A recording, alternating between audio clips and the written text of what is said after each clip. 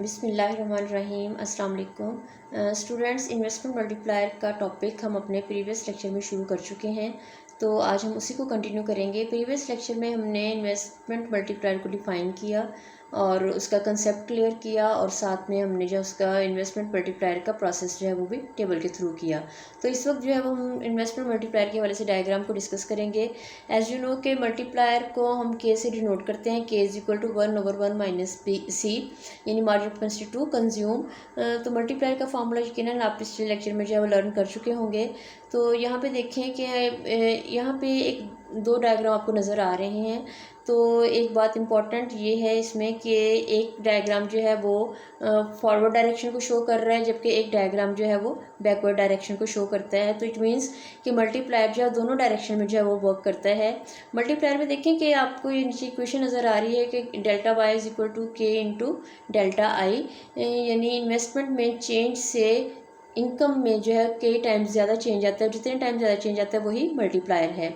इसमें देखिए कि हमारे पास फर्स्ट में जो ओ डायग्राम है उसमें देखें कि ओ वाई के ऊपर हमने इन्वेस्टमेंट और सेविंग को मल्टीप्लाई मेजर किया है, जबकि ओ एक्स के ऊपर जो है वो इनकम को, यानी वर्टिकल लाइन पे जो है वो इन्वेस्टमेंट और सेविंग है, जबकि हॉरिजेंटल लाइन पे इनकम है। अब इसमें देखिए कि फर्स्ट वन हमारे पास जो है वो एसेट सेविंग का खत है, जबकि आई जो है वो इन्वेस्टमेंट कर्व है। दोनों का इंटरसेक्शन ई पर है और ये इक्विलिब्रियम पॉइंट है, यानी 10 जो है वो हमारे पास ऑटोनोमस इन्वेस्टमेंट है, जबकि 150 जो है वो नेशनल इनकम का इक्विलिब्रियम है, क्योंकि सेविंग और इन्वेस्टमेंट जो है पॉइंट ई पर इंटरसेक्ट करते हैं।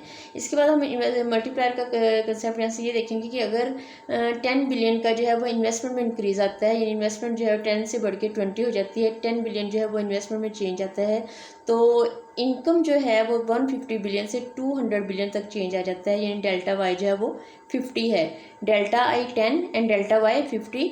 तो यहाँ पे देखें कि अगर डेल्टा आई जो है वो 10 है और मल्टीप्लायर हमारे पास 5 है, तो मल्टीप्लाई करने से डेल्टा आई और के यानी मल्टीप्लायर को अगर हम मल्टीप्लाई करें तो चेंज इन वाई जो है वो 50 है।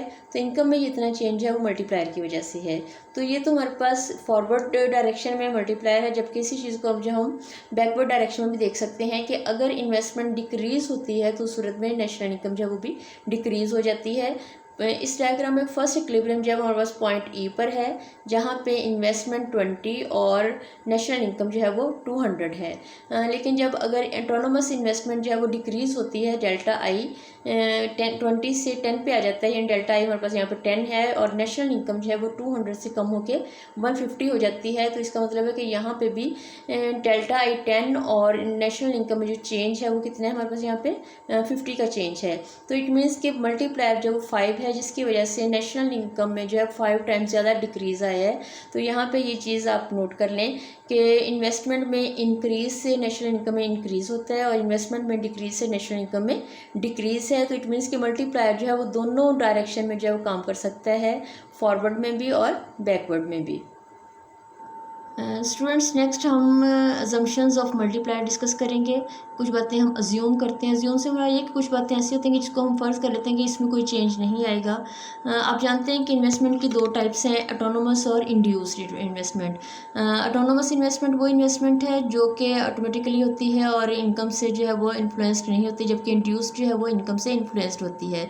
तो मल्टीप्लायर में हम इंड्यूस्ड इन्वेस्टमेंट को जो है वो इग्नोर करते हैं, जैसा कि आप अजम्पशन नंबर 2 देख रहे हैं, जबकि इसमें जो चेंज आता है डेल्टा आई, ये चेंज जो भी हमने डायग्राम में या उसमें पढ़ा तो वो क्या है, वो ऑटोनोमस इन्वेस्टमेंट है।